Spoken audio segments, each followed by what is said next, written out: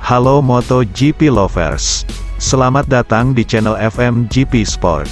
Channel yang akan menyajikan berita seputar dunia balap spesial untuk Anda.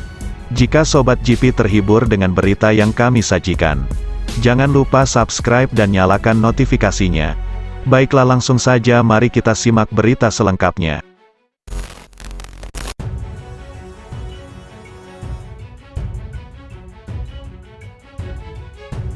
Lepas arm sling, Marc Marquez memulai fisioterapi. 6 pekan setelah menjalani operasi pada lengan kanannya, Marc Marquez melanjutkan pemeriksaan terjadwal berikutnya di Ruber International Hospital, Madrid, Spanyol. Awal bulan lalu Marquez naik meja operasi untuk kali keempat. Upaya ini terpaksa dilakukan lantaran cedera patah tulang humerus kanan yang tak kunjung pulih sejak kecelakaan dalam balapan MotoGP di Jerez musim 2020.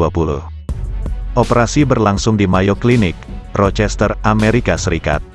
Selama 3 jam, Dr. Joaquin Sanchez Sotelo dan timnya melakukan osteotomi humerus yang berjalan sukses dan tanpa komplikasi. Pada pemeriksaan medis pertama pasca operasi, penilaian dari tim medis tentang kemajuan awal lengan kanan Marquez adalah positif.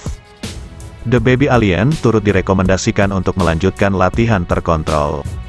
Jumat, tanggal 15 Juli tahun 2022, Repsol Honda Team merilis kabar terbaru tentang kondisi fisik Marquez setelah 8 kali juara dunia itu melakoni pemeriksaan medis yang kedua.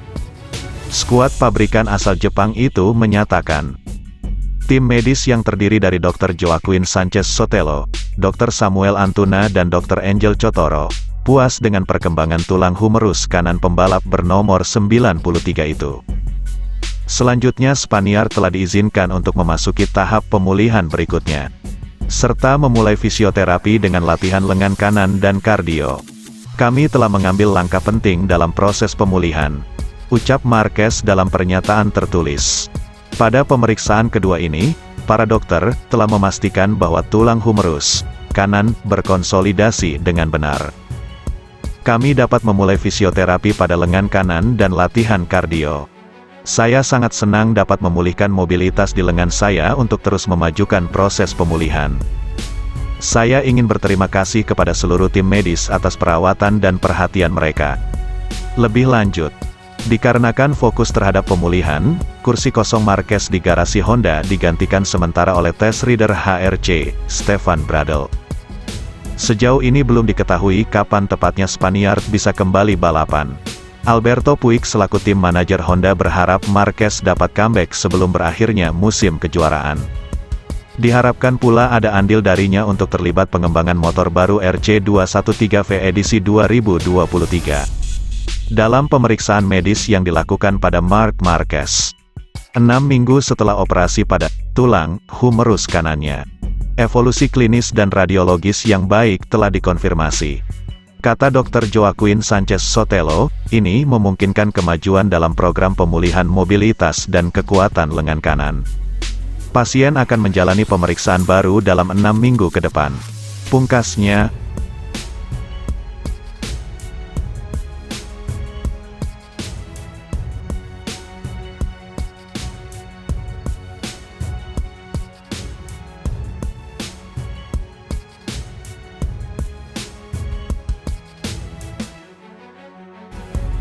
Sobat GP jangan kemana-mana, karena setelah ini masih ada berita menarik lainnya.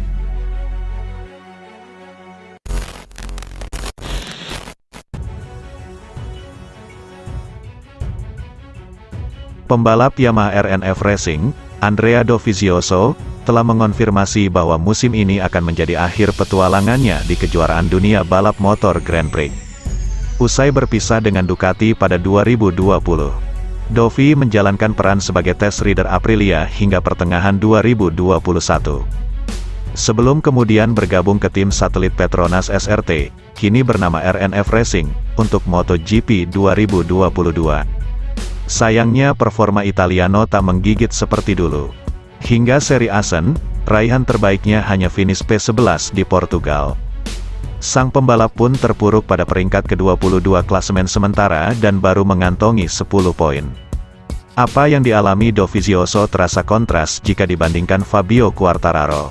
Juara dunia bertahan itu sudah mengoleksi 3 kemenangan, serta tengah memuncaki klasemen dengan torehan 172 angka. Dalam wawancara kepada MotoGP.com, Dovi mengungkapkan rencana untuk meninggalkan paddock Grand Prix selepas tahun ini. Baginya lebih baik angkat kaki ketimbang hanya sekadar menjadi pelengkap grid. Yang pasti saya tidak akan balapan. Saya selalu mengatakan jika saya tidak akan kompetitif, dan saya tidak ingin berada di sini, ujarnya. Jadi tidak ada alasan, apalagi setelah 20 tahun. Saya tidak pernah mencoba untuk memiliki tempat pada tahun depan. Saya benar-benar santai tentang hal itu. Saya sudah melakukan setengah tahun dari balapan tahun lalu. Saya sudah pernah mencoba pensiun. Jadi saya baik-baik saja tentang itu. Selain buruknya hasil perlombaan, Dovizioso mendapati dirinya dengan M1 yang tak sangat berbeda dari apa yang diharapkannya. Pria berusia 36 tahun itu harus berjuang keras dalam menemukan feeling terhadap kuda besinya. Setiap balapan sangat sulit karena saya start di belakang, yang makin memperumit banyak hal. Saya tidak pernah tidak kompetitif dalam karir saya, ucapnya. Ini sesuatu yang baru dan berbeda bagi saya, yang menjadi kenyataan balapan demi balapan. Yamaha yang digeber Dovi adalah motor yang sangat berbeda dibandingkan Ducati, di mana dia mampu melakukan hal-hal hebat terutama menjadi penantang kuat Marc Marquez pada 2017 sampai 2019. Versi teranyar M1 hanya bisa dikendalikan oleh satu gaya berkendara, berkat Quartararo yang berhasil melakukannya dengan baik. Tetapi bagi penunggang Yamaha lainnya, mereka tidak mudah untuk beradaptasi. Yamaha sangat bagus dalam pengereman dan maju ke depan, namun kesulitan dalam aspek lain. Jika Anda tidak mengendarai seperti Quartararo, sulit untuk bersaing, kata Dovizioso. Jika dia menang itu berarti Anda bisa kencang. Tapi jika pembalap lain mengeluh, itu berarti tidak banyak cara untuk menjadi kompetitif. Franco Morbidelli dan saya, misalnya, berkendara dengan sangat berbeda, namun hasil kami serupa, pungkas pembalap asal Italia itu.